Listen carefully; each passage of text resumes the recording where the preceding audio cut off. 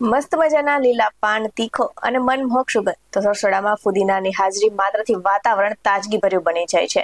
પછી તે ઠંડુગાર શરબત હોય, ગરમા ગરમ પકોડા સાથેની ચટાકેદાર ચટણી હોય કે પછી છાશનો મસાલો, ફુદીનો કોઈ પણ વાનગીની સ્વાદમાં ચાર ચાંદ લગાવી દે છે. પરંતુ શું તમે જાણો છો કે સ્વાદનો રાજા ગણાતો ફુદીનો માત્ર જીભને જ તૃપ્તિ નથી આપતો, પરંતુ સ્વાસ્થ્યનો પણ એક અમૂલ્ય ખજાનો પણ છે. તો પાચનથી લઈને ત્વચાની સુંદરતા સુધી ફુદીનો કેવી રીતે કુદરતી ઔષધિ તરીકે કામ કરે છે, ચાલો જાણીએ આ સિર્ફ ફાયદાઓ વિશે. નમસ્કાર દર્શક મિત્રો, BS9 TV ન્યૂઝમાં આપની સાથે હું છું નેહા પટેલ. કુદરતે આપણને અનેક એવી ઔષધિઓ ભેટમાં આપી છે અને કોઈ પણ આડઅસર વગર રોગોને જડમૂળમાંથી મટાડવાની શક્તિઓ ધરાવે છે. તો આવી જ ચમત્કારિક જડીબુટી સમાન છે ફુદીનો, અને પાચન તંત્રના સુધારા કરવાથી લઈને ત્વચાની રંગત અને માનસિક શાંતિ માટે પણ ફુદીનો અક્ષીર ઇલાજ ગણાય છે. અને આ સાથે જ વિદેશોમાં પણ ફુદીનામાંથી બનતું તેલ ઉપયોગમાં લેવામાં આવે છે.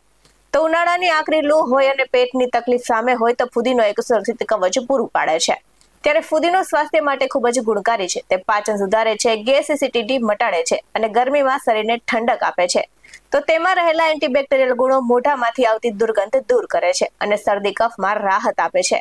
આ ઉપરાંત તે વજન ઘટાડવામાં, ત્વચાને સ્વસ્થ રાખવામાં પણ મદદરૂપ થાય છે.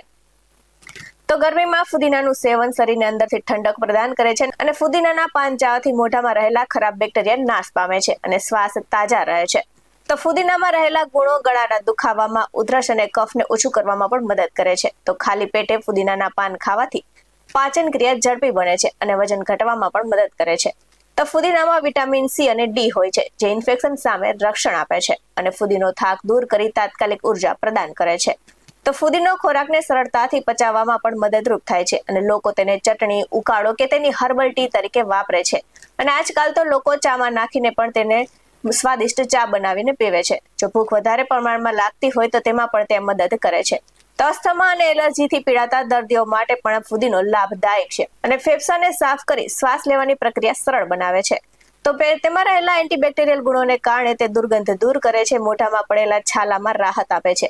અને આ સાથે જ ફુદીનાની સુગંધ માથાનો દુખાવો કે માઇગ્રેનમાં તેનું તેલ અથવા તો પાન ખૂબ જ સરળતાથી રાહત આપે છે અને ઊંઘમાં સુધારો કરે છે. તો એન્ટિસેપ્ટિક ગુણોને લઈને તે ખીલ અને ડાઘ ધબ્બા પણ દૂર કરે અને ત્વચાને ચમકદાર બનાવે છે. તો ફુદીનો માત્ર એક સુગંધિત વનસ્પતિ નથી, પરંતુ એક સંપૂર્ણ આયુર્વેદિક મેડિસિન સમાન છે. અને જો તમે પણ વારંવાર મુસાફરી દરમિયાન ઉલટી કે પેટની ગડબડથી પરેશાન હો તો કુદરતી ઔષધિ તરીકે તે સાથી બની શકે છે. અને સ્વાસ્થ્ય અને તાજગીના સંગમ સમાન આ ફુદીનાને આજથી જ તમારા ખોરાકના ભાગ બનાવો. આવા જ અહેવાલ સાથે ફરી મળતા રહીશું. તમે મારી યુટ્યુબ ચેનલને સબસ્ક્રાઇબ કરવાનું અને અમને ફેસબુક અને ઇન્સ્ટાગ્રામ પર ફોલો કરવાનું ભૂલશો નહીં.